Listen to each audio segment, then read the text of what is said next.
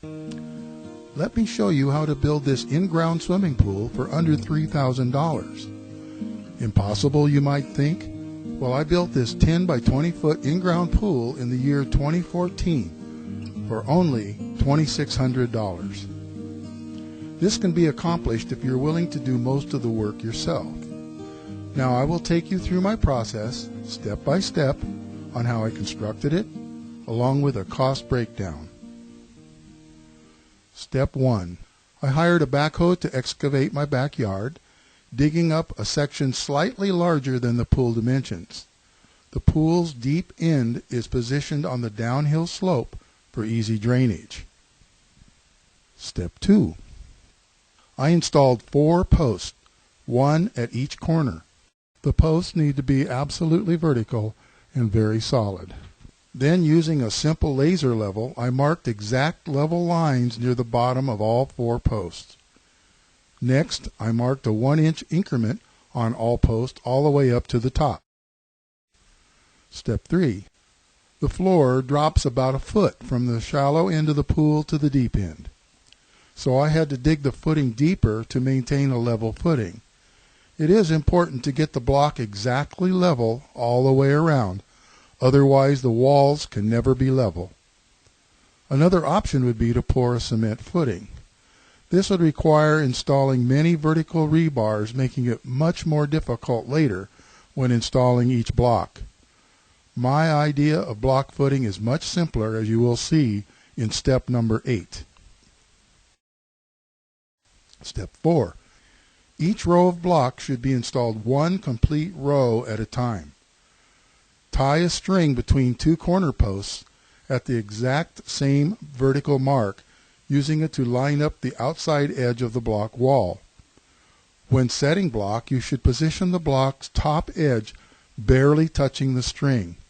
This will make a straight row. 2 steel rebars are placed between each layer of block, providing evenness and strength. Overlap rebar ends at least 2 feet when continuing from one rebar to the next. Each row of block should be staggered 1/2 block from the previous row for additional strength. Step 5. When making the steps, drill holes in the walls and install rebar for strength. The empty space between each step and wall is filled with wet, compacted sand. I designed the block steps in a 1/4 arc circle. Step 6. I added several inches of sand on the bottom floor prior to installing the rebar. Drill holes in the block walls to accept the 1/2-inch rebar ends. Lay rebar in a crosshatch pattern on the pool floor. Step 7. I installed a 3-inch plastic pipe sweep as a drain pipe, with a threaded fitting located outside of the pool near the right side of the pump house. Next, a 1 1/4 inch PVC pipe is routed to the jets on either side of the pool, as well as to the cleanout for the sweep hose. The cleanout and jet access were all cut with masonry blade in a 4.5 inch grinder. I did make one error, however, as I did not position my cleanout low enough in the wall. Next, I constructed a small pump house at the outside wall at the pool's deep end and installed a 1/2 horse electric pump I purchased from Home Depot. The pump is located behind a filter which I purchased on eBay. It is a small used pool filter that had been removed from a hot tub. The filter is a Stay-Right Model 50 and it is adequate for this size pool. I placed shutoff valves on each inlet. Step 8. 1/2 inch rebars are cut 5 foot long and inserted vertically in each block cell, about 80 rebars total. Then each block cell was filled with cement to about 1/2 inch from the top. A plastic pipe or metal rod was used to massage up and down in the cement while filling block to be certain of no air gaps. Step 9. The floor was poured in 2 stages. The first stage was 3 inches thick to cover the rebar as a rough coat. Next, a second coat, 2 1/2 inches thick, was poured afterwards for additional strength and smoothness. Step 10. I made 2 simple wood forms that were used to pour the coping at the top. The top row of blocks had not been filled to the top in order to allow additional space for the coping cement to bond securely. It took me several weeks to install all of the coping, about 2 per day, using both forms so we could work in both directions around the top of the pool. Step 11.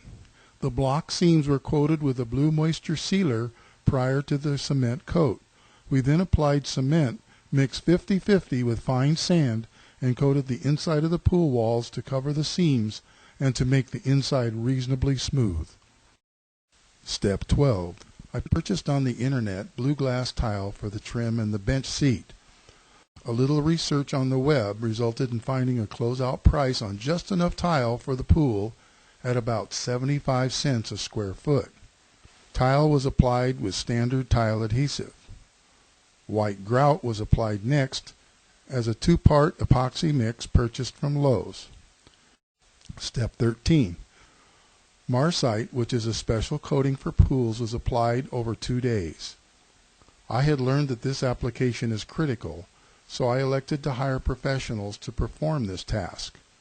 The walls were coated with 1/2 inch thick Marsite on the first day, the floor and steps on the second day. The pool finish was then sprayed afterwards with a garden sprayer containing muriatic acid to remove impurities in the finished coat. While the pool walls appear to be white, the Marsite coating contains tiny blue glass fragments embedded, which reflects blue in the water when the pool is full. Step 14.